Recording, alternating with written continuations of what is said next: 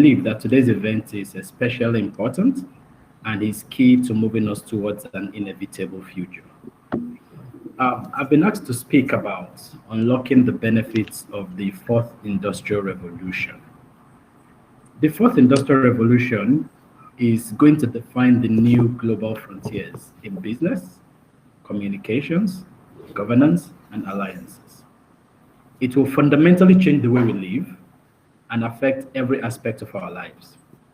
The third industrial revolution was extremely critical to global economic growth, and it saw the automation of factories and manufacturing processes, the use of electronics and information technologies to expand reach and create opportunities. The fourth industrial revolution, however, will build on these and will affect globalization in many ways unimaginable. With the fourth industrial revolution, people all over the world will be connected via devices. Devices will be connected to each other and speak to each other. Robots will take over many of our current daily functions. The extraordinary processing power, revolutionized storage capacities and storage devices, opportunities for global reach, and absence of boundaries to learning will create immeasurable opportunities for everyone. I remember sometime in 2018, I was in an Uber in Silicon Valley, and I got into a fascinating discussion on the fourth industrial revolution with my Uber driver. In the conversation, we talked about artificial intelligence, and he said something that stayed with me. He said he'd rather call it non-biological intelligence because there was nothing artificial about it. It is only non-biological.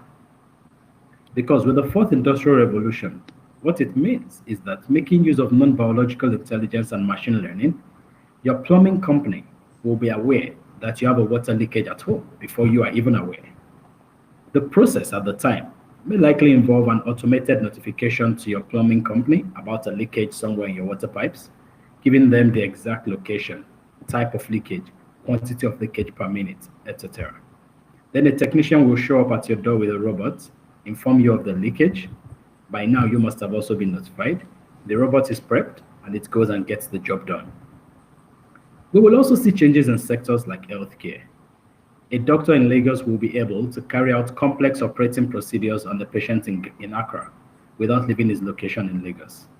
Using holograms, you will be able to stay in Anambra and address live audiences in the 36 states of the Federation. We will be able to build new houses quicker and cheaper using 3D printing technologies. Driverless cars will be the norm on the streets.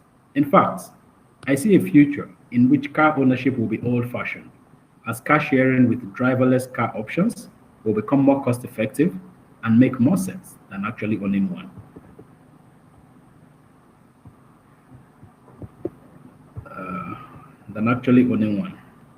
No industry will remain the same. The third industrial revolution gave the pharmaceutical industry and pharmacists an almost total domination and control over drug supply. The new revolution is already changing this, as we see innovations in drug distribution already happening. The United Kingdom's National Health Service uses non-biological intelligence to help patients run diagnoses and decide what medications they will require by visiting the services portal. As data and information becomes more available and computing powers to analyze huge volumes of data become easily accessible, connecting, integrating, and analyzing data on drug reactions, drug delivery, and drug testing, combining genomic data and with clinical information about diseases, will determine who wins and who loses in the pharmaceutical sector with the coming digital revolution. Ladies and gentlemen, the big question is, how can Africa ensure that we do not miss out on opportunities that this revolution will present to make life better for our citizens, for employment opportunities, for economic growth, and for expansion? Unemployment and underemployment are a major cause of concern for Africa. So it is understandable that while the first, second, and third industrial revolutions were seen as job creators, there is a concern that the fourth may eradicate jobs as automation and robotics become more widely employed. Therefore, to unlock the benefits of the fourth industrial revolution, the first thing Africa, and Nigeria in particular, must do is to reskill and retool its population to position them for the opportunities of the future. To explain it better, the job of the town crier who was responsible for delivering the message of the king to the communities decades ago, was not eradicated. It has only evolved, with the required skills changing with each revolution cycle. From town criers, we moved to TV newscasters and editorial writers. But today, we have moved from editorials and network news at 9 p.m. before we can hear from our leaders to a real-time information dissemination via social media. The president no longer needs a town crier. Now he just needs to send out a tweet or a Facebook post, and it is an acceptable means of communicating information. An example is the announcement yesterday by the Honorable Minister of Aviation, Mr. Hadi Sirika, via his Twitter handle at Hadi Sirika, that international flights in and out of Nigeria will officially resume on the 29th of August 2020. To be competitive and to maximize opportunities presented by this revolution, African countries need to equip their working population with the required skills. This must begin today and must be done at scale. This is especially important for Africa, as most of the working population are in low-skilled, low-pay work, which are the most threatened by automation and digitization. In agriculture, for example, where most of Africa's population is currently employed, we will see a major shift towards automated irrigation systems, greenhouse farming, and other smart agricultural initiatives. Africa's claim to a vast arable land will not necessarily remain as much an advantage as yield per hectare, quality of yield, quality of seedlings, and so on will be. Vertical farming practices to maximize land outputs and opportunities will likely increase. Africa must run sustained development plans focused on sector prioritization, infrastructure development, and human capital development to position itself for the opportunities this revolution presents. I should mention a few things the Nigerian federal government is doing to position Nigeria for the fourth industrial revolution. With directives from Mr. President, His Excellency Vice President Yemi Osinbajo has been working with private sector players to drive reforms in the technology and creativity ecosystem. As part of this process, he inaugurated the Technology and Creativity Advisory Group in 2018. The advisory group was established as a subset of the Advisory Council on the Economy. This group consists of private sector players in the technology and creativity sector and relevant government agencies. They will work with government to formulate policies, programs, and projects for the technology and creative sectors of our economy. This week also, the Honorable Minister of Communications and Digital Economy, Dr. Issa Ali Pantami, via virtual communications devices, commissioned various government projects aimed at improving Nigeria's digital economy. Some of the projects include an e-health and data sharing center in Bauchi, ICT centers in Kogi, Jigawa, and Imo states, and emergency communication centers in Kwara and Cross River states. The Honorable Minister of Youth and Sport Development has also been working on projects to support young Nigerians with digital skills and position the next generation to actively take advantage of the fourth industrial revolution. The minister launched the Digital Youth Initiative tagged DEAL in January 2020. The D in DEAL stands for Digital Literacy and Skills Acquisition. The ministry is working with partners to roll out initiatives to support these activities. Africa must also invest in building its own technology products. The continent must position itself not only as a consumer of technology products, but also as a producer of technology products. DigiConverge, which is being launched today, is an example of Africa being a producer and not just a consumer of technology products. We need to ensure that as government, we support initiatives like DigiConverge and create opportunities, develop policies to protect intellectual property, and ensure adequate funding sources for research and innovation for continuous product improvement. I believe that Nigeria, and by extension Africa, can be put on the right path to harnessing the opportunities the fourth industrial revolution presents. The dedication of groups like the team at DigiConverge reinforces my belief.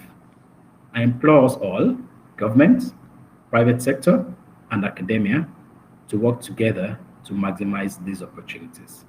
Thank you very much for having me, and I wish you a good time today. Thank you.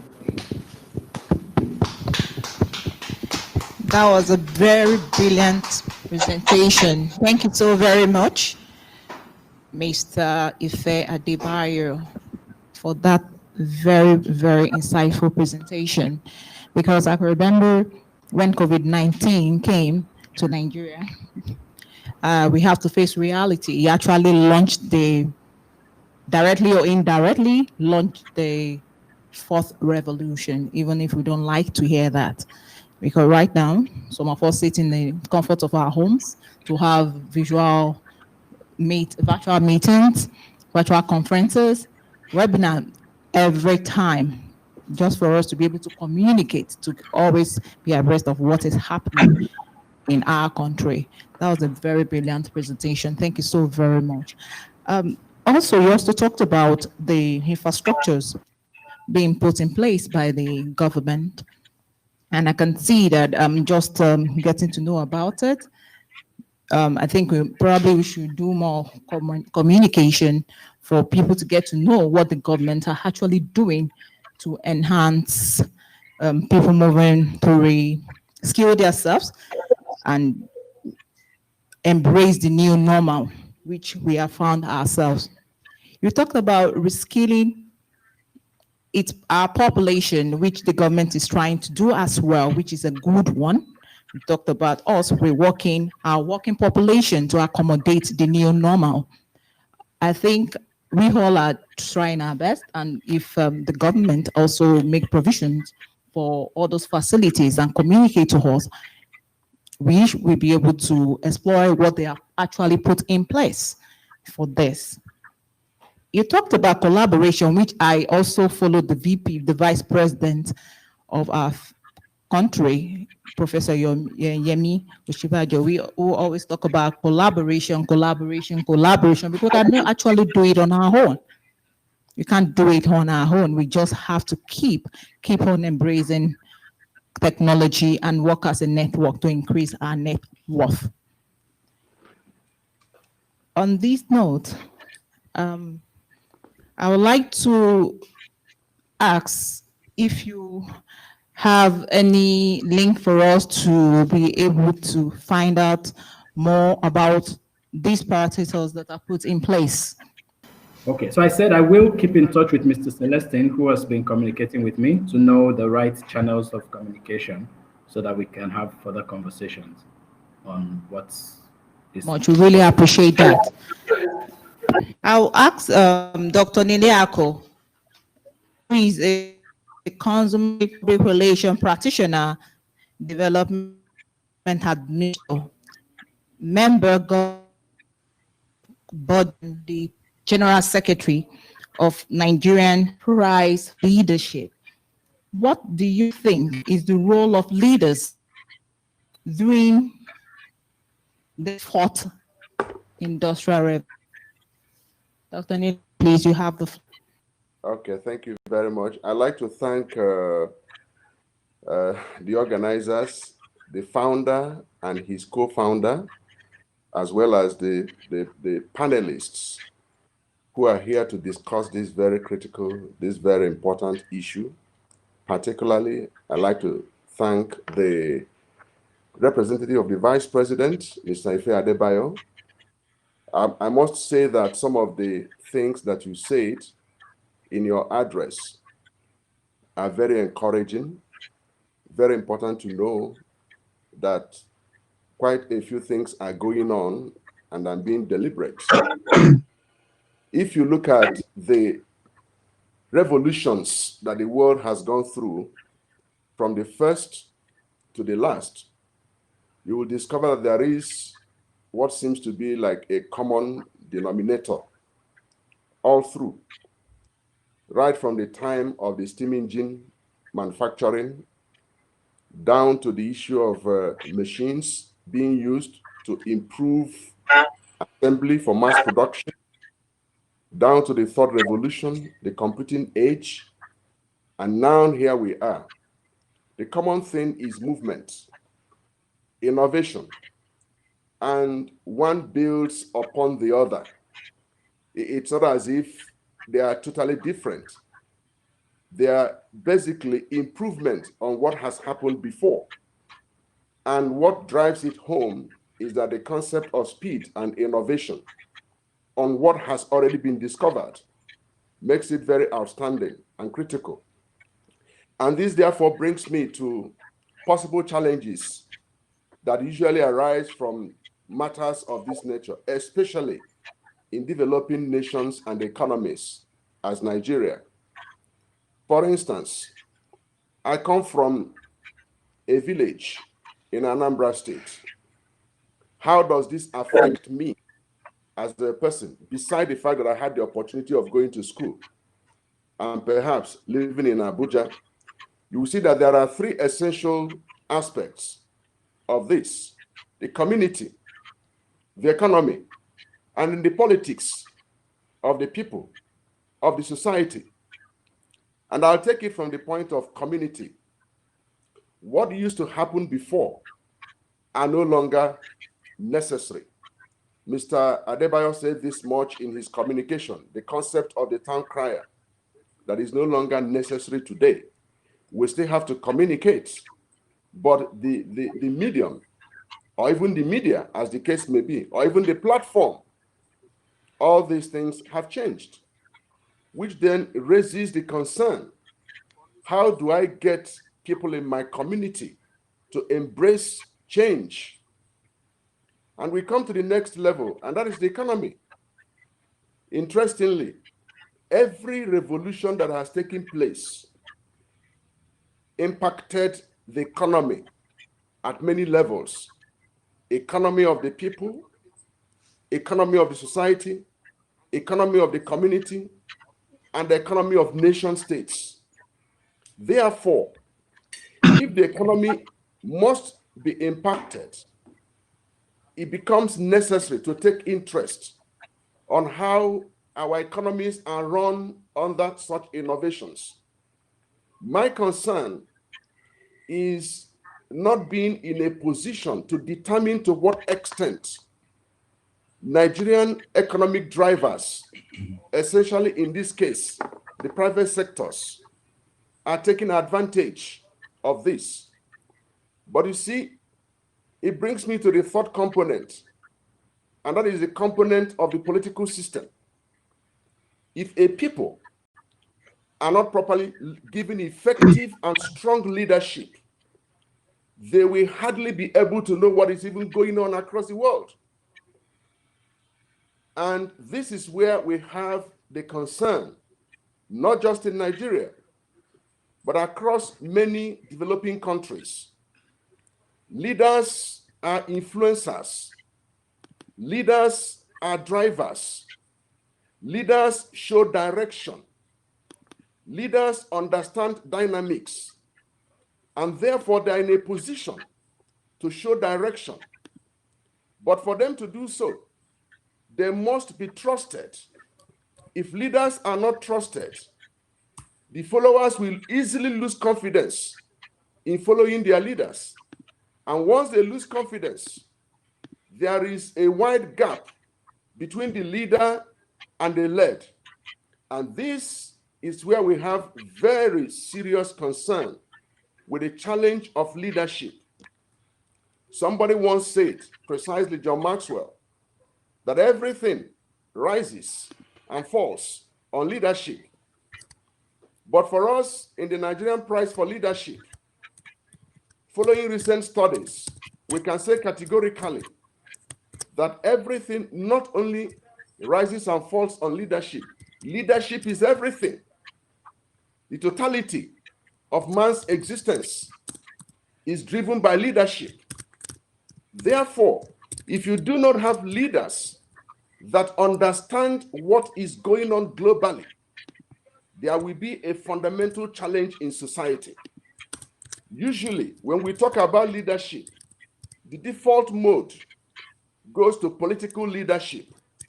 As important as it is, yet we must realize that leadership cascades down to every segment of the society. Leadership in businesses, leadership in the way we run our homes, the family is very critical. If we are not able to find out the critical ways of giving leadership, even at home, the people that you produce at home will eventually get into the society, and they may become very harmful to the society. This is how critical leadership is at every level of the society. Let's still come back to the kind of education that we have today. I observed recently that it is not entirely true to say that Nigerians are not educated. I would say that many Nigerians, most Nigerians, try to do as much as they can to enlighten themselves, to equip themselves, even to go out of their ways, to reskill and retool themselves to be relevant in the emerging direction, politics, and the economy of nation building. Today, we're here celebrating a great achievement by some great Nigerians who tried to use their talents. And I want to believe that is entirely by their efforts. I am not sure that they have enjoyed any support from the public sector, from government in any way. If the moderator is raising issue of information, of communication on what government is doing, it then creates a fundamental gap. That whereas government may be doing so much, if the people are not aware of what government is doing, then leadership has failed to communicate its programs, the changes. And I think that this is one of the areas that Mr. Adebayo should look at. You are the government we are seeing today on this platform. So I'm sorry I have to put it on you, and I hope that you will take it along that line. There is a serious challenge. For instance, I was excited when you said that a program has been launched or was launched for Nigerian youth in January. That's about 7 months ago. Many of our youths, especially those I work with in the Nigerian Prize of Leadership for Leadership, are not aware of this. And you see, this has become like a pattern in our governance, in this case, not government, in our governance systems. Once we drop something out there in the society, the assumption is that it takes a life effect and that it snowballs into a massive delivery of information. But unfortunately, in a system where citizens, especially the youths, are confronted by many issues, many problems, the critical issue for them today is the issue of survival. How do they survive in a system where you go to school, your parents bear the brunt, sometimes you have to have the pain to even take yourself through education, and by the time you complete your education, you are not employed. The parents that sent you to school, looking up to you to now take care of him or her, are unable to enjoy the wealth that you ought to create, to bring in, because you have gone to school.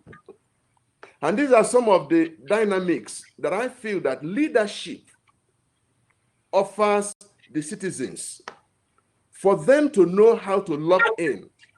Quite frankly, it is very clear government can never employ everybody. So anybody who is thinking that government at whatever level will employ everybody should have a rethink. However, the most critical part, the most critical element of what government ought to do for its people is to create the enabling environment. And that is where leadership comes in.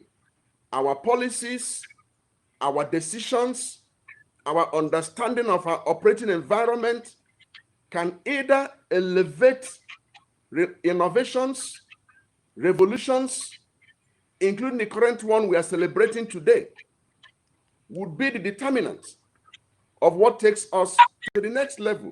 We are today discussing fourth industrial revolution. However, it may interest you to know that some people are already talking about fifth industrial revolution, which again is being a derivation from the fourth. They're already going ahead to think deeply on how to ensure a thorough convergence between man and machine. This is one of the attributes of the fourth revolution, but they are now dragging it a bit further, which means if we as leaders are not fast, we will still be dancing at the fourth industrial revolution when nations of the world are proceeding to the fifth industrial revolution. And I think that it is time to begin to pay attention to leadership at every level, not just at the level of governance, like I said earlier, but again Hello, at the sir. level, yes? I have 2 more minutes, sir, to round up. Thank you very much. In conclusion, therefore, I would like to leave us with a few issues that should guide us on the place of leadership. Looking at the platform, those that are with me on the panel, I see that we cover different sectors of society, which is very good. But we must know that primarily we are leaders as well as followers. Leadership is influence. If you cannot influence the society, then you have no business being called a leader. And like I said, we are leaders at various levels, completely different leaders. Leadership is attitude.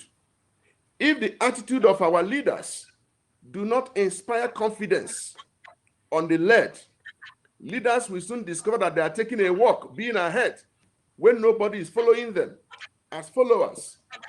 Leadership is change. Today, we are forced to embrace the dynamics of society. Thank God to COVID-19 that exposed us to the quality of leaders we have across the world. And I see Thelma threatening to conclude. Let me simply say that leadership has become very universal. Nobody is going to wait for the other. The fact that we are not moving fast in the Nigerian system does not mean that other nations are waiting for us. We must gather ourselves, confront our challenges, know how we even determine our leaders, because leaders matter. And if leaders matter, they must give direction. Thank you very much, Thelma, and the team for giving me this opportunity. I'll stop at this point. Thank you. Leaders must be trusted as it not to lose its confidence in its people. According to, you also cited John Maxwell, that says everything rises and falls within leadership. But you reiterated and said that everything in total is leadership is key. Thank you so very much, because I can see you are talking with passion about leadership, because leadership is everything. Leadership at home, the way you manage your home is actually the same way you can actually manage your organization. If you don't manage your business very well, it is bound to fail, fall, and crumble. Thank you so very much. I'd also like to ask Professor Bitangi on how is a professor of entrepreneurship and innovation in Nairobi Business School. Sir, I would like to find out, how can small, medium enterprise and micro, small and medium enterprises in Africa benefit from these opportunities that the fourth innovation revolution is unfolding? I must start by thanking the Nigerian people for organizing this webinar, because it is timely and it is something that the entire Africa should be discussing. I say this because we as Africans lost the first industrial revolution, we lost in the second, meaning we did not participate. We only came to partly participate in the third industrial revolution. Now that the fourth industrial revolution is there, and I want to build on what Adebayo was talking about, and also what Ike has passionately told us. Adebayo talked about disruption. Yes, we are going to see a lot of disruption in the enterprise sector. And as you know, much of the African enterprises fall within what we call the informal sector, meaning they are either not registered or they don't pay taxes or they are not regulated. This is important for us to embrace the fourth industrial revolution.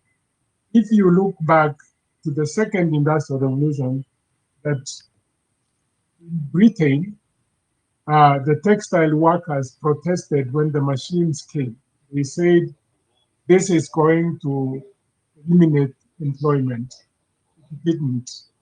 Even in Kenya here, when we started computers, meaning the third industrial revolution, the president banned computers in offices because he thought it will take up the jobs of secretaries and there will be no jobs. But it didn't, as we have learned.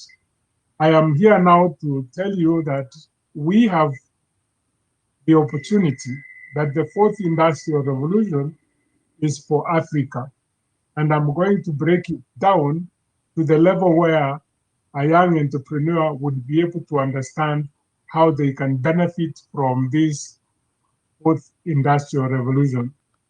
What has happened, especially here in Kenya, where we went early on and developed a report on the fourth industrial revolution. I've actually shared it with so many groups in Nigeria. This revolution is going to be dominated by a few technologies, and they have been mentioned by the previous speakers. One is artificial intelligence, the other is blockchain, the other is Internet of Things, the other is virtual reality, 3D printing. There are so many technologies. Every youth must begin to understand this. And one of it is big data. We must begin to understand it and prepare the youth accordingly, as Adebayo talked about, that we begin to do data analytics to make it easier for governments to make decisions. What is happening, the trend that I've seen, because we have moved in that space, we are hiring people from foreign countries to come and analyze our data for us. And that's where we have gone wrong. We should have actually prepared much earlier and begin to have young people either having small companies that do data analytics, or government data analytics for states, and be able to earn a living from that space. Let me address one of those technologies and how it relates to entrepreneurship. And this is artificial intelligence, which we have mistakenly been talking about, that it's going to make a lot of employment and create mass unemployment. It is false.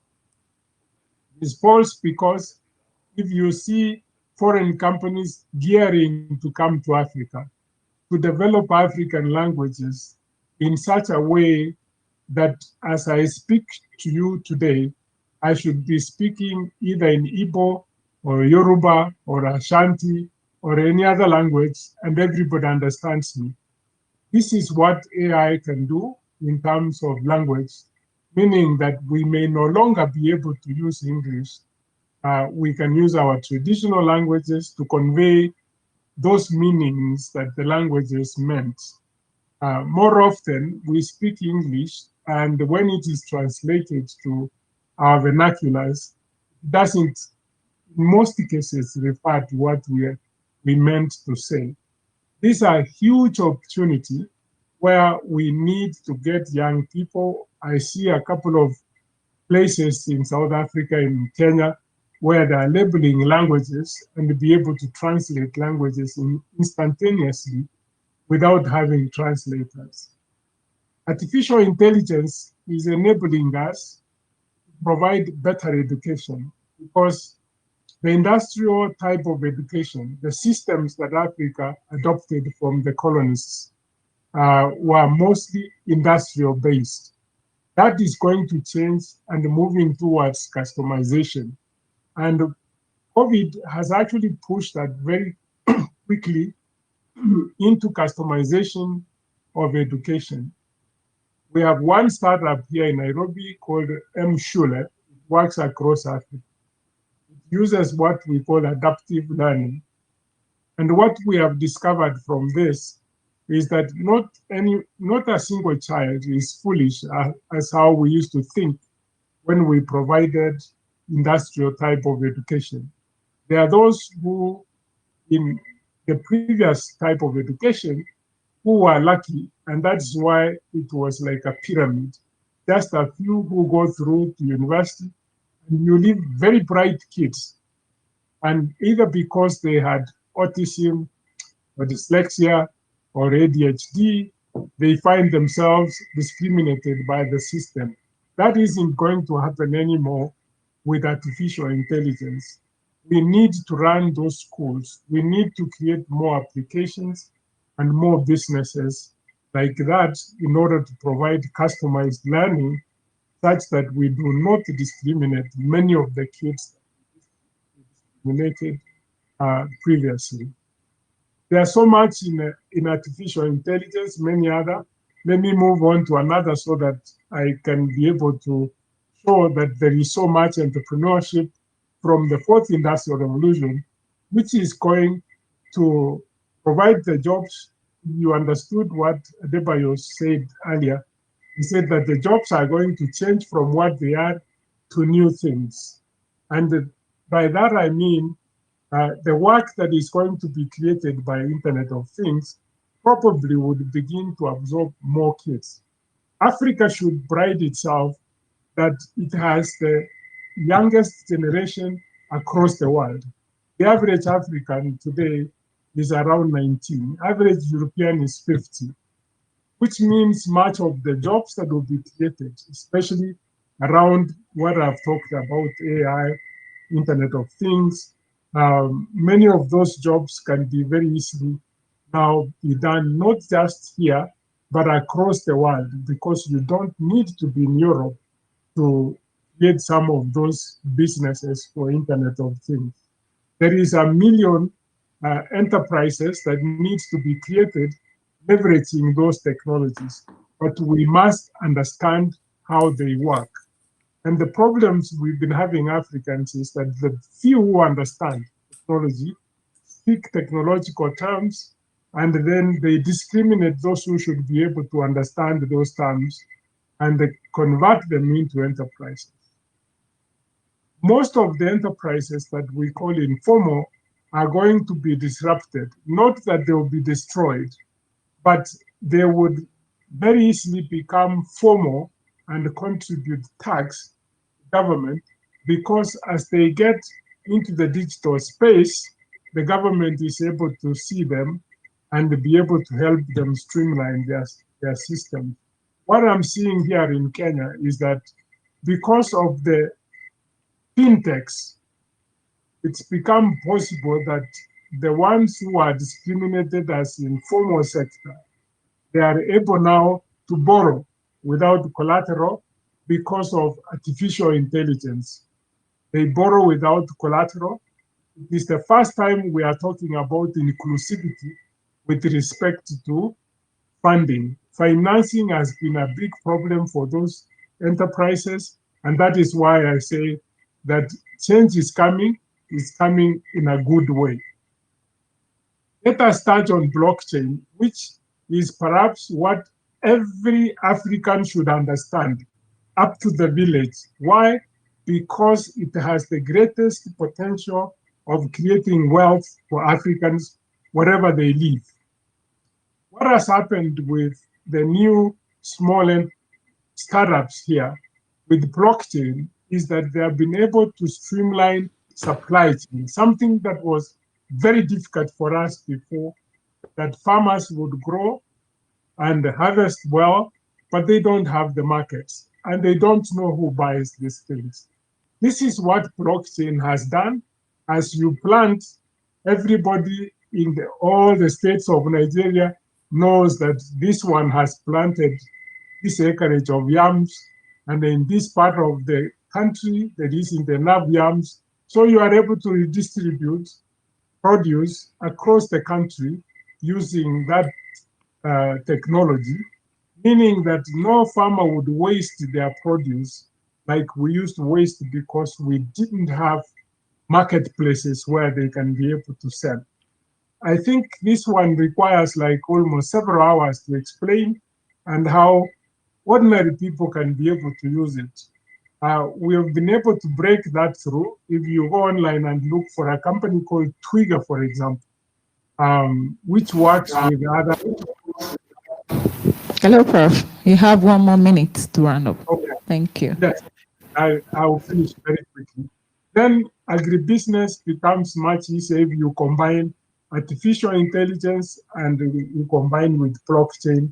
It becomes much easier, and the people begin to benefit more than they have benefited from the previous. Education, I've said, there is a lot to be understood from there. Health, I think Debayo talked about e-health, but what we need to understand in this is also that we are beginning to move towards customization. Much of the drugs we buy from the West, they are actually created for white people.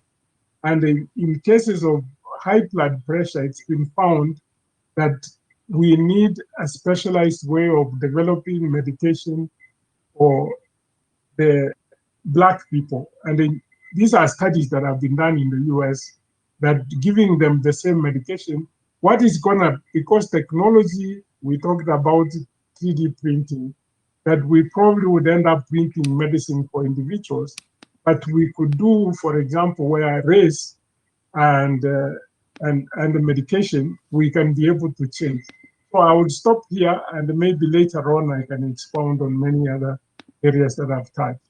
Oh, thank you so very much, Prof. Wow. You've actually said a lot for those of us in SMEs and SMEs. You said Africa has a lot to benefit from this revolution. We are going to have a lot of destructions that's going to bring more innovation, more ease of doing businesses. Not destruction, but destruction. Thank you for that. You also talked about the Internet of Things, big data, data analyst, to enable government make informed decisions that will benefit their populace. Opportunity to use traditional languages through the use of technology. Instead of you speaking in English, in case I don't understand English, you'll be able to communicate. I'm an Igbo woman from Delta, Nigeria. I'll be able to get to understand what you're saying in my native dialects, which technology is actually doing. You talked about Africa should pride itself that it has these young generations full of innovations, full of creative mind that can actually destruct and exploit from this opportunity that the fourth industrial revolution is giving us to embrace. Thank you so very much, Prof. I will come back to you later, but now I will invite Mr. Johnny Flikontv, the CEO, the President CEO of Viva Entertainment Group International, a global entertainment and technology company publicly trading under the US stock symbol OTTV. Sir, I would like to know, what should Africa expect from Viva Entertainment Group exclusive partnership with Flikontv? Hi, first and foremost, thank you for having me. I think in my mind, Africa is going to be one of the leading markets in technology as it keeps innovating and pushing forward. What the partnership with Flikon and Viva brings to the table is basically a partnership of trust, first of all, where we trust each other to make things happen, right? Viva has created many ways to innovate in the space at the moment. What we're doing with Flickon is to start, we opened up a channel on the application, which is channel 4, which is unheard of, putting an international channel on the first 10 channels of the lineup on in any network here in the United States.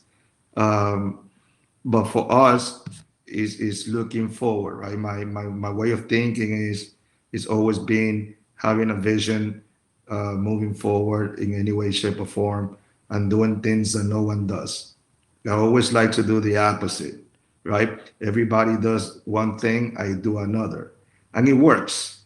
And the reason why it works is because you've been saying it from earlier on, leadership, and Viva is becoming a leader in the market slowly but surely here in the United States. And with the help of Flickon, we'll be spreading throughout Africa and other parts of the world. And of course, as well with other partners that we have here in the US and abroad. The other thing that Flickon and Viva will look to do is start bringing movies to the United States from Africa. In fact, yesterday I had a conversation with a distributor who is interested in pretty much acquiring whatever we do. So whatever content we bring from abroad, they are willing to take it on. And they are movie distributors from Hollywood. Now, what I would like to make note of this is that even though quality has improved, I think there is a lot to learn on both ways, both directions, right? From organizational skills to making sure that everything is done the correct way. So, which in my mind is the only way for success. In some ways, based on what I've seen, because I was in Abuja and in Lagos last year, in November, twice in 1 month. What I see is the desire to make things happen, right? On the Africa side. But what I also do see is there are a lot of things that people should not be doing and start thinking a little more forward than before, because the past is the past. And I think everyone has to start forgetting about it because of the desire to move forward, right? So I see that as a looking back all the times, understandably so, because there's been so many mistakes made in the world or in any particular country. But at this moment, there's a huge opportunity. I've been telling everyone here, I say Africa, look into Nigeria, Ghana. These are going to be thriving countries. And the reason why I keep saying that is because of the drive. For example, look at what's going on today. Basically, we're using the best of Nigeria to speak about the reality, and that's what this conversation is about, the reality of what technology is doing in the world, to the world, for the world. And Viva offers that opportunity through television. Being a global platform with over 350 networks, the ability to develop networks also, including Flickon, doing pay-per-views, doing advertising, sponsorships, concerts, so on and so forth, awards. This convention, if I'm not mistaken, is airing live right now on the Flickon channel on Viva Live TV, which is channel 4. All these things bring a huge amount of opportunities, not only for filmmakers, but everyone in general, to start getting up to date with what's going on in the world. And I see that the speakers are basically, if I'm not mistaken, that's basically the message that they're trying to bring across, and please correct me if I'm wrong. I saw what I'm hearing is absolutely correct. And again, I couldn't be more proud to be a part of this. I just simply love it. I got up at 4 in the morning, and which is right now it's 6 a.m. over here, and patiently waiting because I was anxious to hear what everyone has to say, and it all makes sense. From the innovation part to what everyone must do together, and it's super important for growth. And I thank you. I thank you all for the opportunity. I really appreciate it. Wow. Thank you so very much, Mr. Johnny. We appreciate your partnership for joining us in this innovation journey. I can see Mr. Muhammad. Hello? Yeah. You've talked about Africa being one of the new markets in technology and partnership, which is based on trust, bringing movies to the US from Africa, which is very, very critical because with this partnership, I think to be more seamless. People don't have to do what the traditional way of doing business. You said there are huge opportunities in this technology. Yes, I also agree with you on that note that there are huge, huge opportunities because it would also create job employment for filmmakers, for copywriters, for scriptwriters. You actually have the platform for them to express themselves and showcase it to the world through the partnership which Flikon and Flikontv and Viva TV have already established. I also have one of us who is also a filmmaker and is the chairman, Audiovisual Rights Society of Nigeria, Mr. Ali Balogun. Sir, what do you think about this partnership between Flikon and Viva TV? Hello, sir. Good morning. I want to appreciate the DigiConverge and the organizers of this event, and appreciate my fellow speakers. Most importantly, the Vice President, as represented by I can't remember the name of the person that spoke because I've not been on. I've been off and on.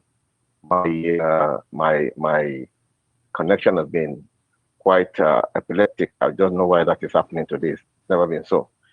One of the things that we've found part in the industry today is the fact that there is a kind of upsurge, how do I put it more succinctly, in terms of development of platforms to exploit content from Nollywood. It's most welcome. However, such development have not in the long run been quite beneficial to IP owners. So much of activity, but no result. This collaboration, one is going to definitely ask the question, what is it bringing to the table for us in the industry? How is it going to protect the right of right owners in the digital space? By virtue of the organization I head, which is AVRS, or the Visual Rights Society of Nigeria, what we are concerned is the monetization of our content.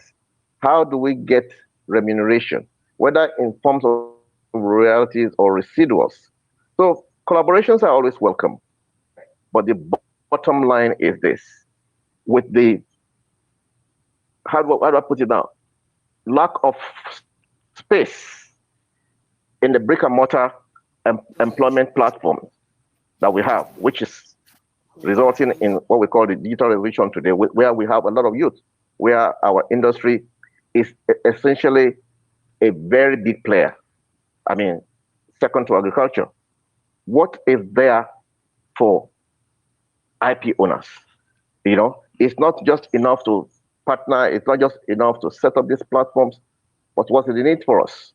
Unfortunately, I was not privileged to listen to the opening address by the DigiConverge. There's so much of digital. There's a company called DigiTrack in Nigeria.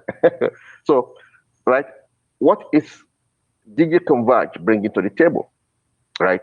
That IP owners will effectively embrace and be happy that, look, this is Uhuru for us. Partnership with Flikontv is coming from an environment that is very organized, whereas ours is still a jungle, regardless of whatever revolution you want to term it. Piracy is up to high levels, right, on all platforms. Thank you, Mr. Mahmoud Ali Balogun, for your input. And I can see your area of interest. You're talking about royalties based on your field. What is it bringing on board? And I think at this junction, I had to call on Mr. Celestine Archie, the founder and CEO of DigiConverge. Thank you, Thelma. And a special thanks to all the guests. Now, in response to what, yeah, in response, I am not finished talking now. Okay, you went to. I am not finished talking now. Go ahead, sir. You were just trying to answer the questions you asked. I was trying to respond to the question you asked. Yeah. But you can go ahead, sir. It's hypothetical for now, or rhetorical. Just wait until I finish. Okay, please go ahead. Let me get my line of thought again. Where was I? You disrupted my flow.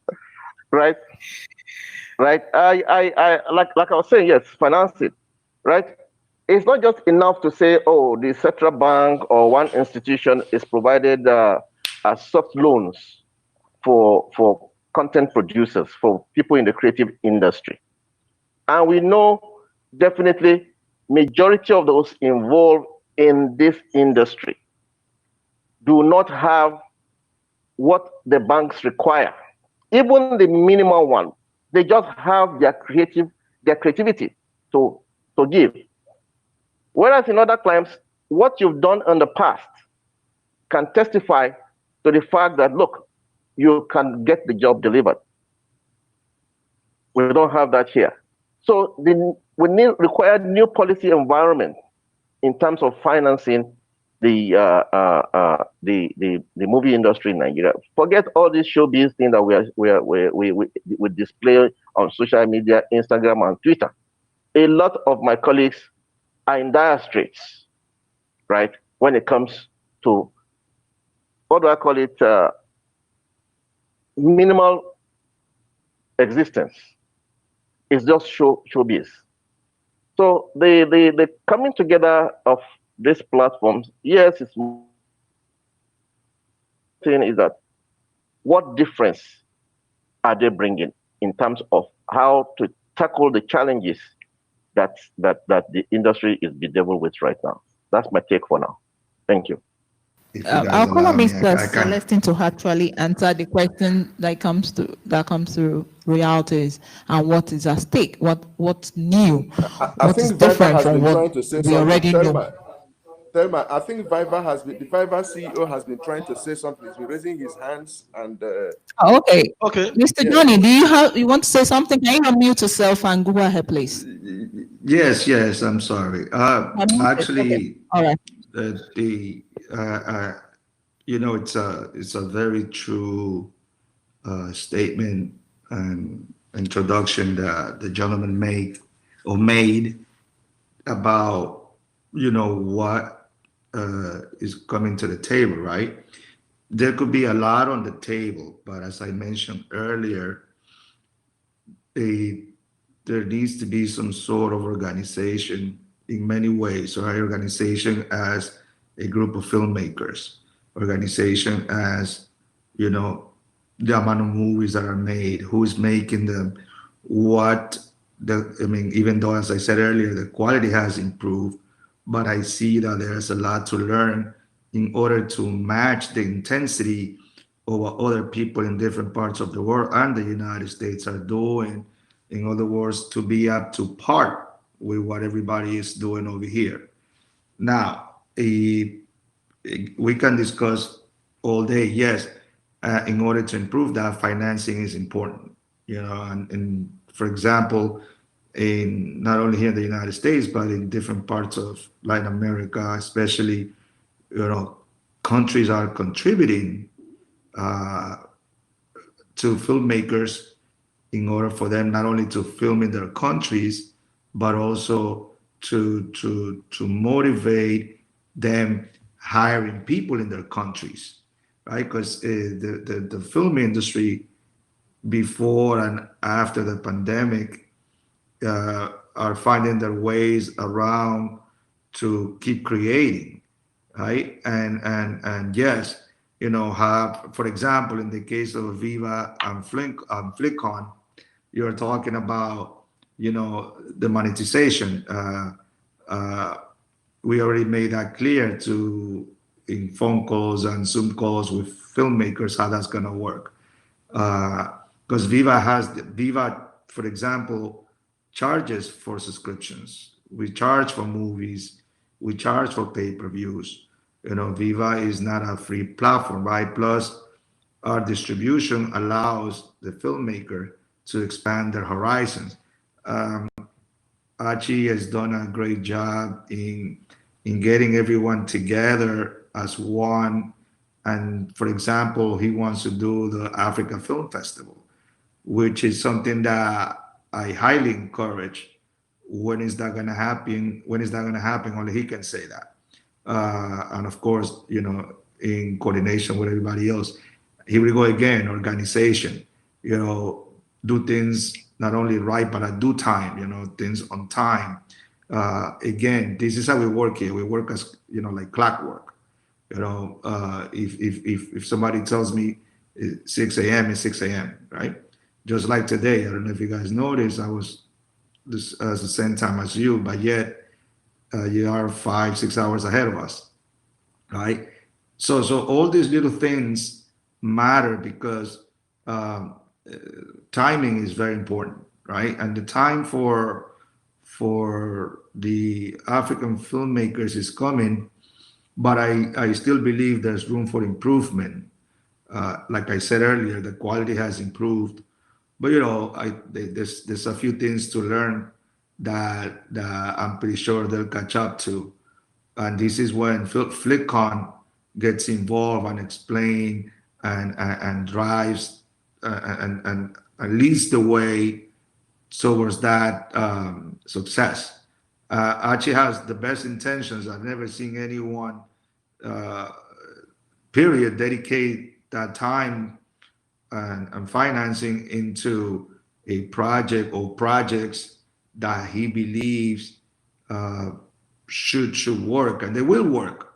I see all the potential in the world. I've saw already, if you guys look at Flikon on Channel 4, we are airing, you know, what we think are the best trailers or the best movies that we got so far, right? So that is a step forward, because what that does is it keeps promoting what is being created, and at the same time, people at least have an idea of what to expect.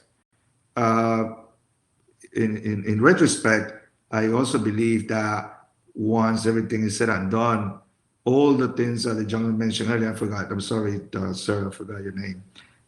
It's just, again, you know, I'm on 3 hours of sleep, so please don't mind me, right? Again, right, if once everything moves forward, everyone is going to be in sync on how we operate here, because this is news to a lot of people, right? Because of the pandemic, the OTT world or this part of technology or streaming is moving forward 100 miles an hour. So, there's some catch up to do for a lot of people.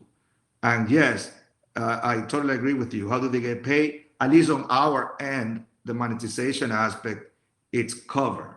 And everyone has agreed and is aware of how it will work. Are we gonna push it on our end? You could take that to the bank. We're already pushing it. Again, Archie has done a great job. And yes, I've spoken to a lot of people in Africa. The only one that I've seen doing something so far is Archie. And that's all I can say. I'm not blowing smoke about what we're doing, but it's the truth. The truth is I've probably spoken to 100 people in Africa. The only one doing something about this, taking the time, working tirelessly to do this is Archie. And I highly commend him for that. And I will excuse myself with all the respect. And that's the reason why I wanted to say that, because I have another phone call. Actually, I'm already late for the phone call.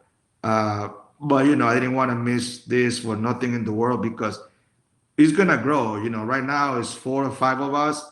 Soon it's going to be a whole convention, because Archie is moving pretty fast. Okay. He's created an environment that it's friendly, trustworthy, and that is also important, the trust. I said it earlier, and thank you. And you guys have a great day. Thank you so much, Mr. Johnny. We really appreciate your time. Thank you. All right. Thank you.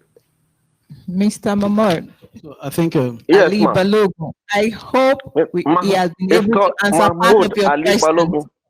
Yeah, it's answered part of my question, really. Okay. No, it's done. And like I said, like I made reference to his own environment where, in quotes, they are quite enlightened and things are done in an organic manner, right? Okay. Here in our country, we all know the level of counterfeiting that everybody knows they call piracy. With the digital advent in consumption of IP content is gone haywire, and to monitor it and to curb it has been a challenge, right?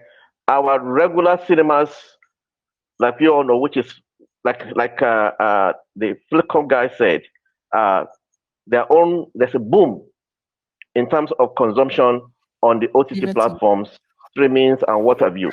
But like I said, in terms of returns to IP owners, particularly in our climate, it's been almost zut. So like I said, I welcome what DigiConverge is doing, but I hope and I pray that it does not go the way of OTT platforms that we experienced in not too recent past. It's tough for us to produce content, and it's like walking like an elephant and eating like an ant. Thank you so very much. We really appreciate your input and your thoughts. I would also like to call on Mr. Hachi, as earlier stated, to give us. Okay, let me just quickly respond to some of the important issues Mr. Mahmoud Ali Balogun has raised, which are very, very critical in moving the entertainment industry forward. And what we have done basically to ensure we protect the rights. I mean, content is king anywhere you go. And therefore, the proprietary of contents must be respected and kept sacred. So what we have done is fourfold. We have actually laid out 4 components, okay, with which we want to use. 1, to empower content owners. Okay, and how are we doing this? We are doing this in 3 basic steps. The first step is in terms of revenue share.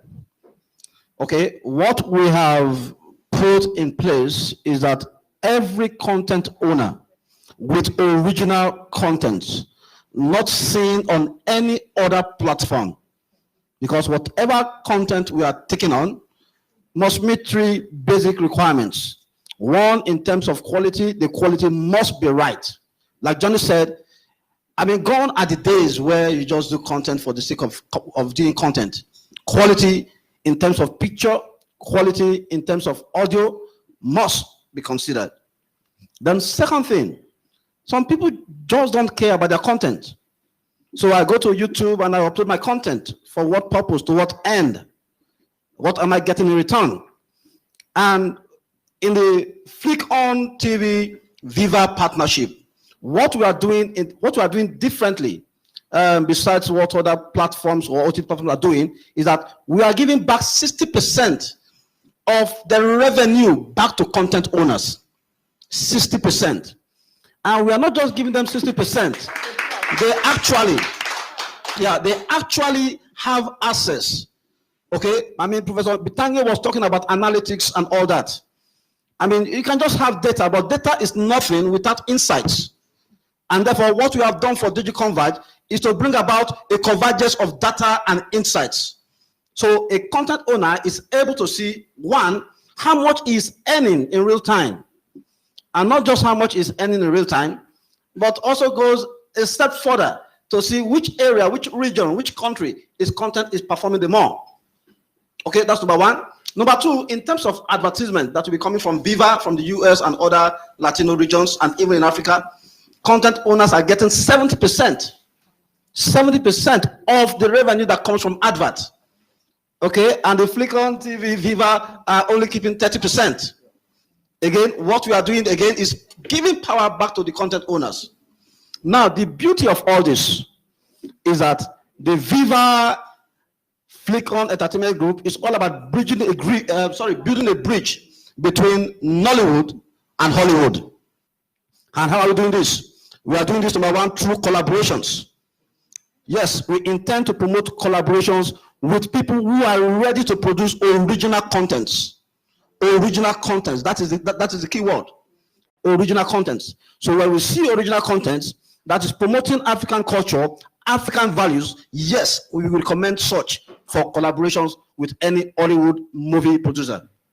And we are not just doing that, we are not just promoting the content per se, we are also promoting the content owner, the content developer himself, using our digital newswire component, not just to create publicity, not just to create hype, but to create the necessary perception that they deserve. So these and more are what the partnership is bringing on board. 1, to protect the rights, privacy of content owners, and also to empower them. I hope this has been able to at least answer some of the questions that you have raised. Thank you so much, sir, and God bless you. You are bringing our old fellow debaters, co-panelists, against you. I think probably at this time, Dr. Nilako, do you have anything to say? Because I know you're also a producer. I'm not putting you on the spot, though. Thank you very much. You know, having our senior brother, Mr. Ale Balogu, here, and listening to him, it would be very difficult for me not to make a comment, because I remember in 2017, when we produced, or after we produced Oloibiri, and Oloibiri began to win awards, I went to him and I said, sir, you know, you've paid a price in this industry, and we would like to submit to you to guide us, to show us the way. Anytime we want to start anything, we would like to come to you. And then he began to ask me some questions. Okay, what has happened about Oloibiri? Shared a number of things with me.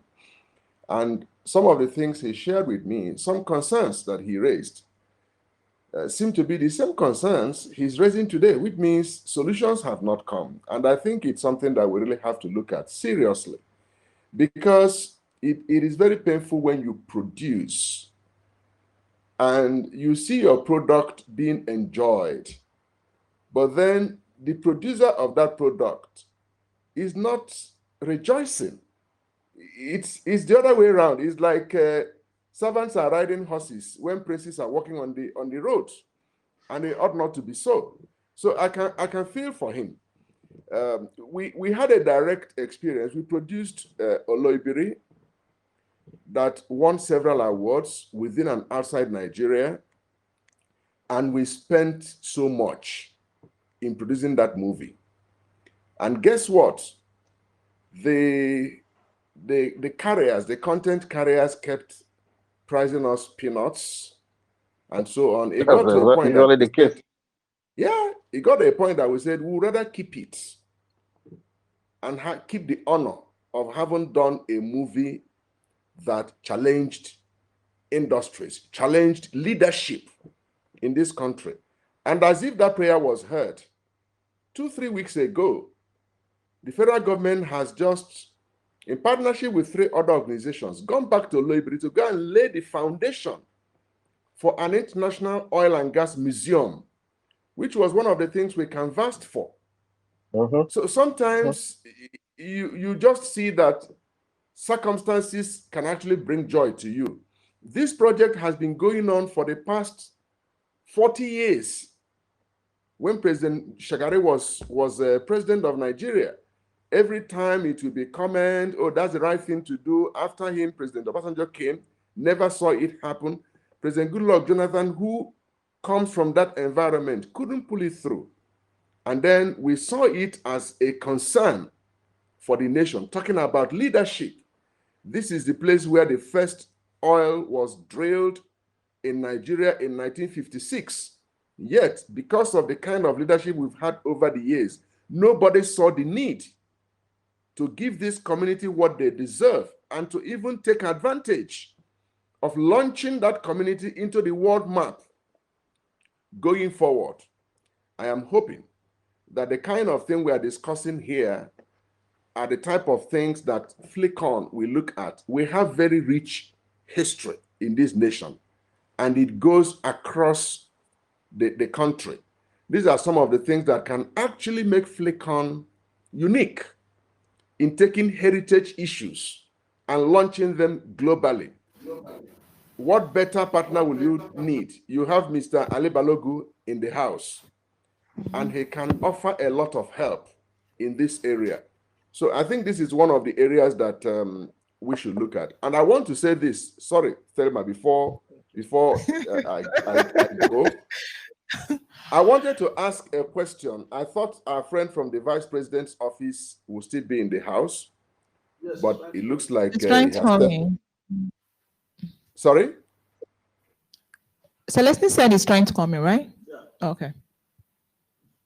Okay, maybe I should leave it when he comes in, because it is something that I would like him to look at. So okay. I will rest at this point. I think it's better. You don't shave the man's head in his absence. Thank you, sir. Allah, Abiola.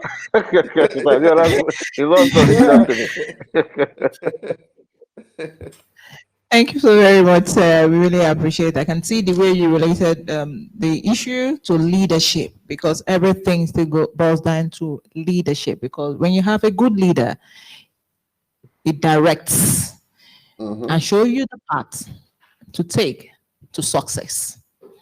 Thank you so very much. So I'll call on Celestine again to unveil the DigiConverge platform. Welcome back, Mr. Celestine. Thank you. Okay, now we're about to make history, I believe.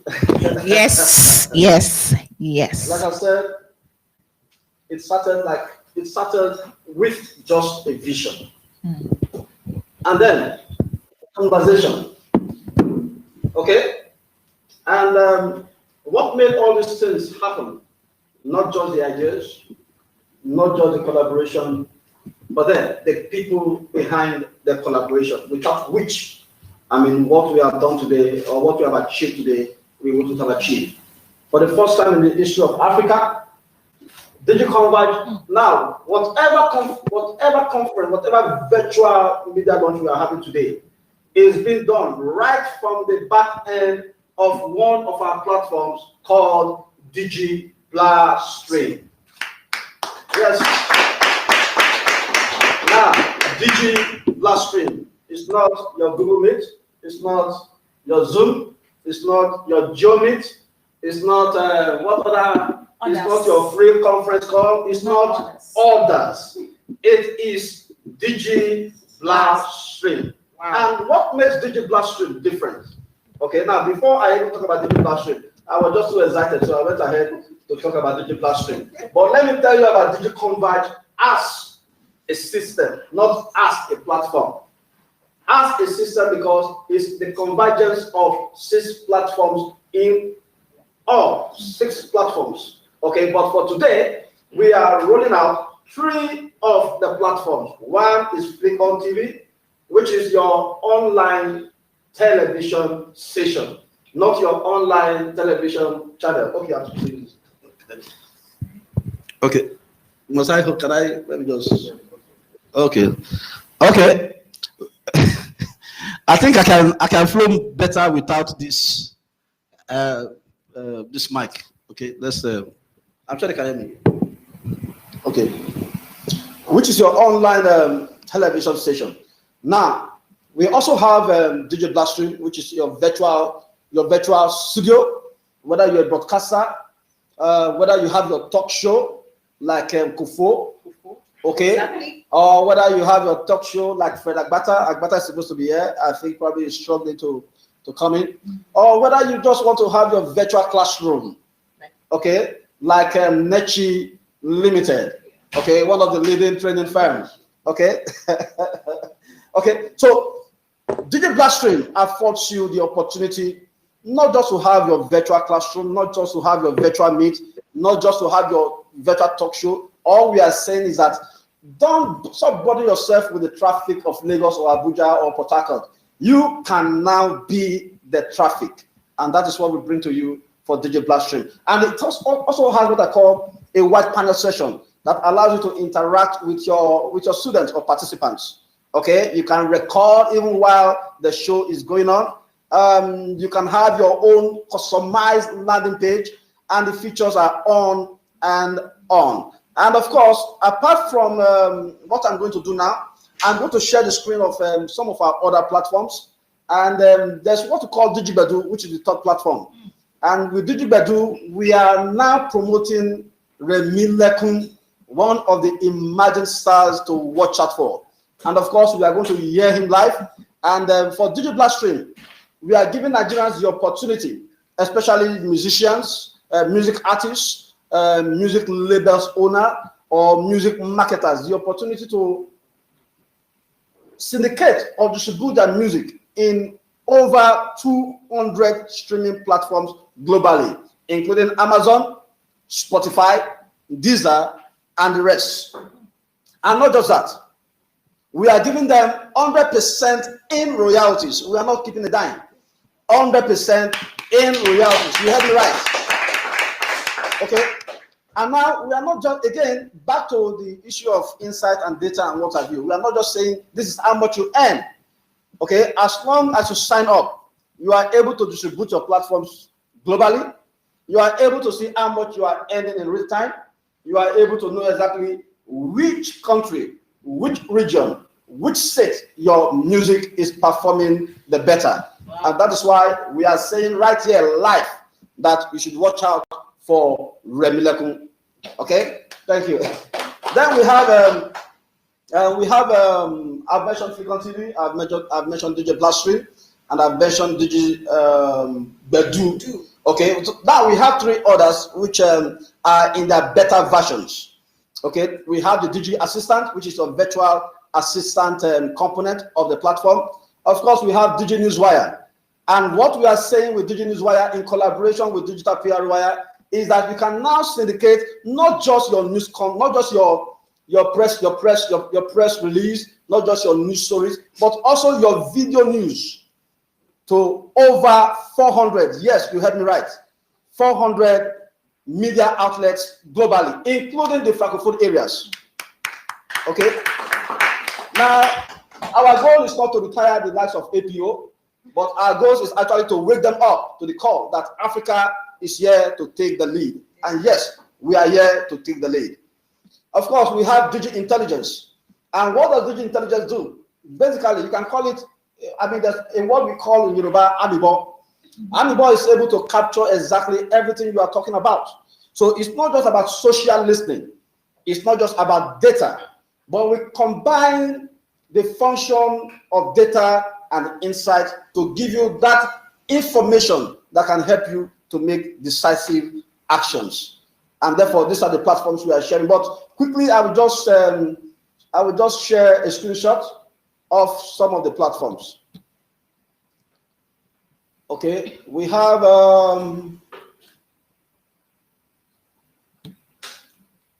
okay, let me start with DigiConverge.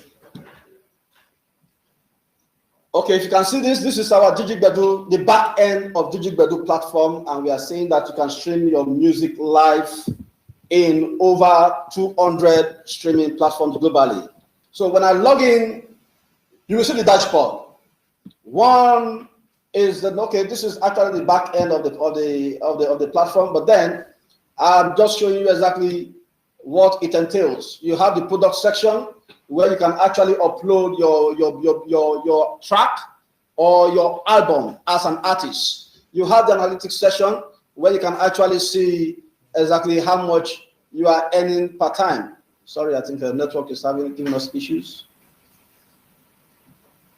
Okay, you are able to see your name. You are able to make payment from here. You are also able to transfer payments to yourself. Sorry, I can't do that live for security reasons. So, okay. Now let me go back to Digital. Okay, we are actually on Digital Stream, so there's no need to share that. Let me share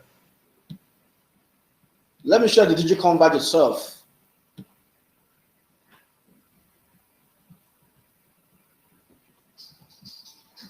Now, this is the DigiConverge platform. Like I said, is a digital convergence platform that provides fit-for-purpose services in e-broadcasting, global content syndication, media intelligence, and virtual business support.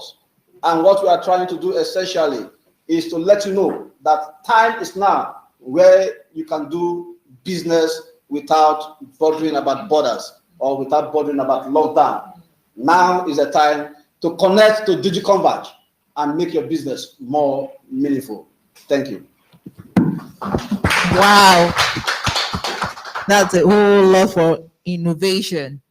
Now, the professor talked about destruction, so I can see where it's coming from. So I think he has an insight of what is happening with DigiConverge.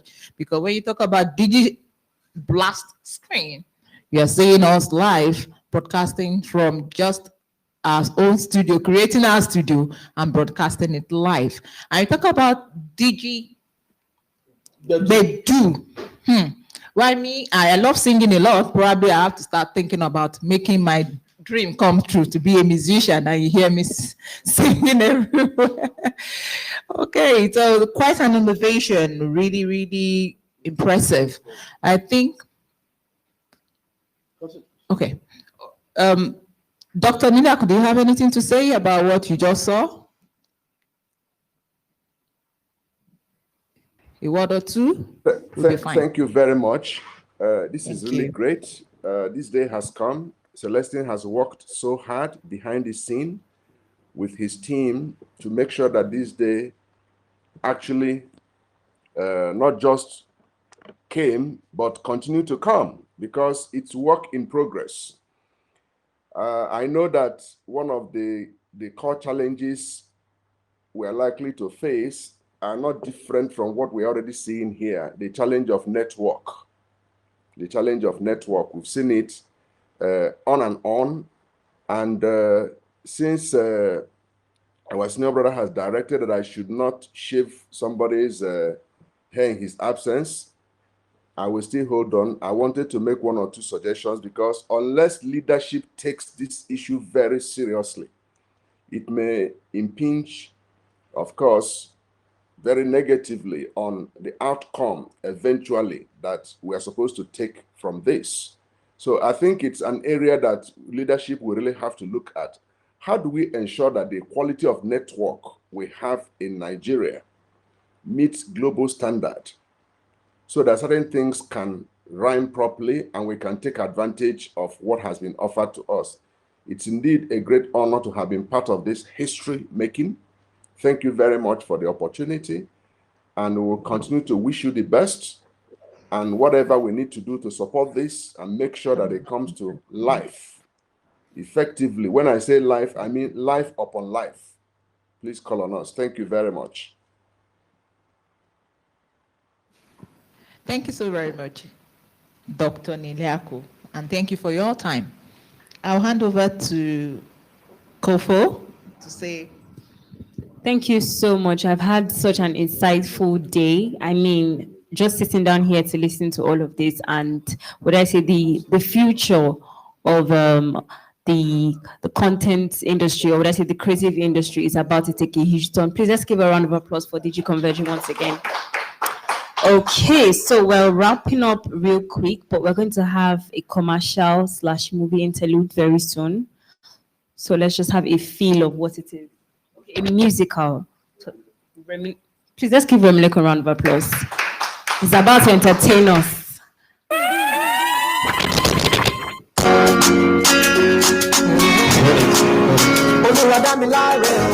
Please hold it. It's really a great privilege to be part of history. Can we put our hands together for DigiConverge? I'm really proud of this, and I want to give a kudos to the founder, CEO of DigiConverge, and also the co-founders. You guys are doing a great work. Okay, please put your hands together once more. All right, let me simply means wipe away my tears. You praying to God, Lord, wipe away my tears. Even the poor, they cry. As the poor, they cry, rich also they cry. So we'll be wiping away our tears now, God. Bring it up. This is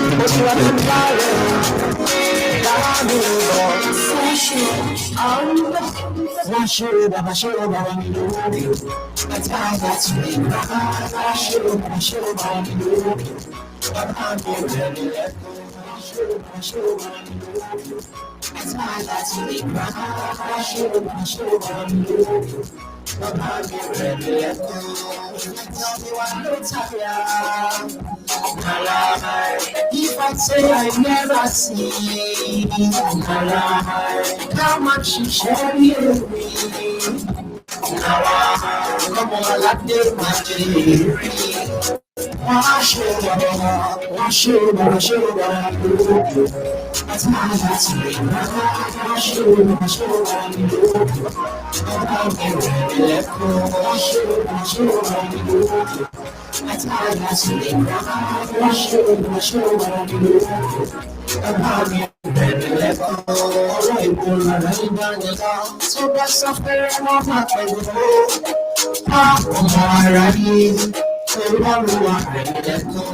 casting all my cares on you, I live so I they watch and pray. That me marry all over me. So far the rain, wash you, Baba, show, as I got to be wash you, Baba, show,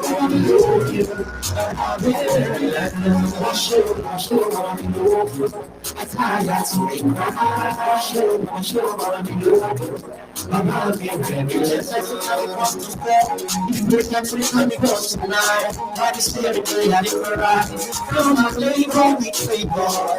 All this kind of way we dig it. You'll be on the crowd and they cry. If you reach, then they cry. No life without Christ. All this kind of way we dig it. You'll be on the crowd and they cry. If you reach, then they cry. No life without Christ. Wash you, Baba, show, Baba, as I got to be wash you, Baba, wash you, as I got to be wash you, as I got to be wash you, as I got to be wash you,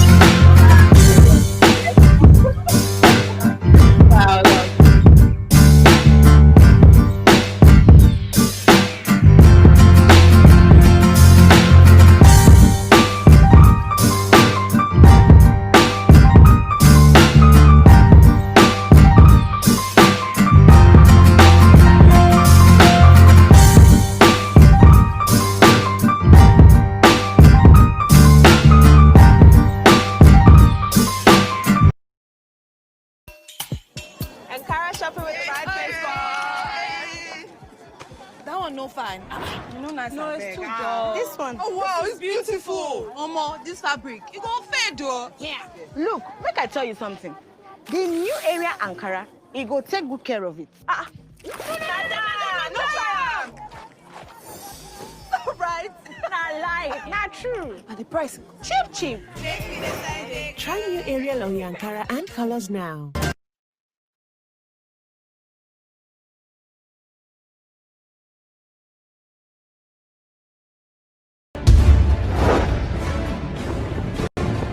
Talk to me. Let a poker strike him dead. Now this thing they make our guys they jump from Nigeria, they go Libya to go hustle. But most importantly, leave me. One of the girls. Go and turn every village upside down. Take it. No. Hey!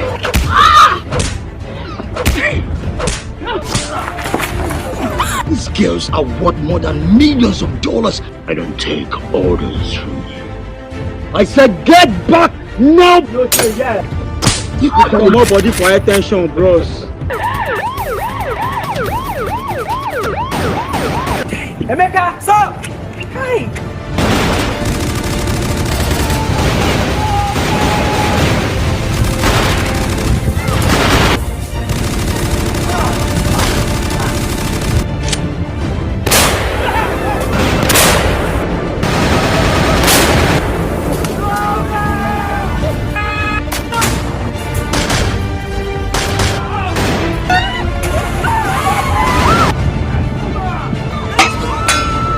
Our men are dying.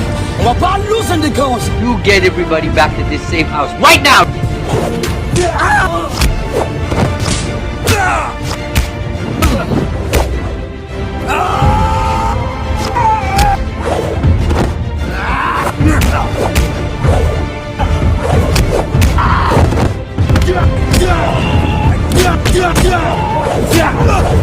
It's over, boy. You're under arrest. You're under arrest. For what? I don't think y'all know what you're doing. Keep on your hand there.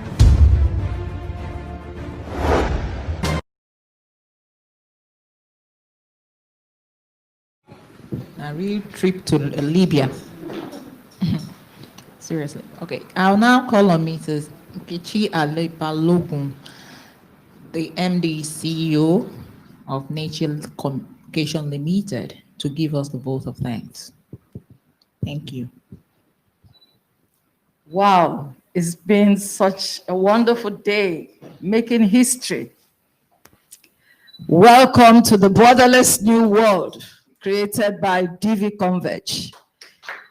History again has been made today in Nigeria as we begin to harness the benefits of all the inventive changes coming out of what I like to describe as the gifts from the disaster called COVID. Life will never remain the same as the growth, as the fourth industrial revolution will disrupt life as we have known it. Oh yes, if you are not here, you can never be there.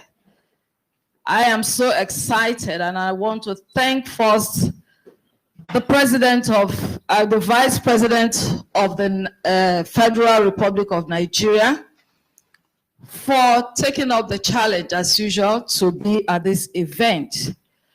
One thing you cannot take away from the vice president is his responsiveness to innovations.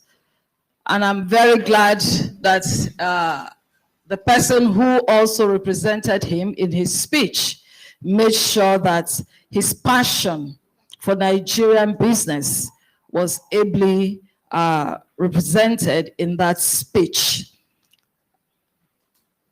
Some of the deliberate actions being taken by government is well noted, and it gladdens our hearts to know that Nigeria is geared up to embrace the challenges and prospects of the new normal.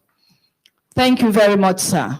We'll still come back to you because this is an innovation that needs the support of government, both morally and financially. So we are coming back to you, sir, and I pray that you grant us the audience that we need.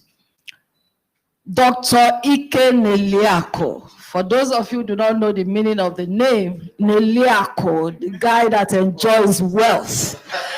He eats it, he enjoys it. Wealth is his. He doesn't buy it with money, like the Yorubas will say, Kofoworola. Dr. Ike Neliako, we thank you very much. We thank you so much. Of course, you have charged our leaders to make sure they continue to show direction so that our followers will be able to trust them. I mean, you couldn't have put it better. We also like to thank Professor Ndamo Bitange, Asante Sana. Thank you very much. I mean, your paper was quite lucid, and we took so much from there. John, I'm sure you are not there, but you will hear. Thank you so much. And thank you for all the support that you have given the founder, Archie Celestine. Most importantly, thank you for that international endorsement that you have given him. We do not take it lightly. Archie is somebody that's crossed my way in a very divine way, and since then, he has been like a brother and a trusted friend. He is somebody you can actually trust, a man of integrity, a man of great passion, a man who is very much resilient and tenacious and willing to make sure that things happen. Let's give it to Celestine. I would like also to thank Mr. Mahmoud Ali Balogun. Well, I'm so happy he was able to make it. I don't know what convinced him, but he's here. And as usual, that is one man that has spent almost all his life trying to make sure that the film industry in Nigeria not only becomes strong, but becomes an industry to be reckoned with worldwide. I pray that everything you have done in this industry, that one day you'll be recognized and identified, and you'll have your reward in the name of Jesus. Amen. And they have not pulled you in as well. They have pulled you in, can you see? They have pulled you in. They have to pay me more. I want to thank Thelma. Thelma, you have been such a wonderful moderator. I know we pulled you in without a warning, but you have done marvelously well. I don't know if I've left out Kofoworola. I love that name. I love it. Well, that you do not buy. You know, I don't know. I'm a Christian. Forgive me. Isaiah 55 says, "Come to get houses you do not pay for, wine you do not pay for, and wealth that you do not pay for." Kofoworola, thank you so much. We are very, very grateful. And Remilekun, thank you so much. I mean, that music was very good, and I assure you it's going to go places. DigiConverge. If I remember the meaning of Remilekun says, wipe away my tears. Yes. So in DigiConverge, there will be no tears. That song has wiped the tears away. Oh, of course. I have left the fourth estate of the realm, like Professor Akim Feleye will say, not fourth estate of the wreck. Well, thank you very much for being here today. And we believe that you are going to take this, publish it and take it as far as you can, because we need all the publicity mileage. Thank you so much for being a part of this. I want to also thank the cameraman and every other person who has made today very important, very successful. I also thank the founders and the partners of DigiConverge. In particular, I would like to thank Victor for all the efforts that he made to make sure that today became a success. He has been there morning, night, and day, helping Celestine to make sure that this happens. The other people, I may not want to mention their names, but they know who they are. Thank you very much. If I left out anybody, it is not intentional. I would like to end this by giving the glory to the Almighty God who has started this and who we believe will also go with us all the way. Thank you very much, and God bless.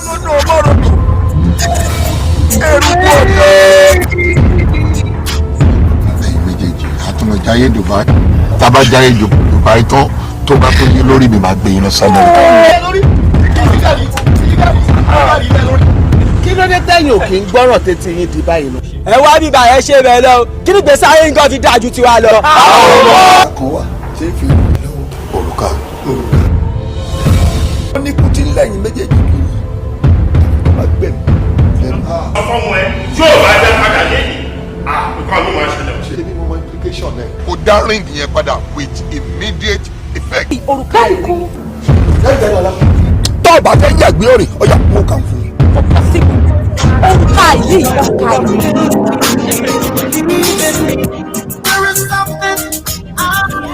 In a time when digital platform seems rather unreachable, here comes the future, where you can experience, enjoy, and access entertainment undiluted on our digital platforms.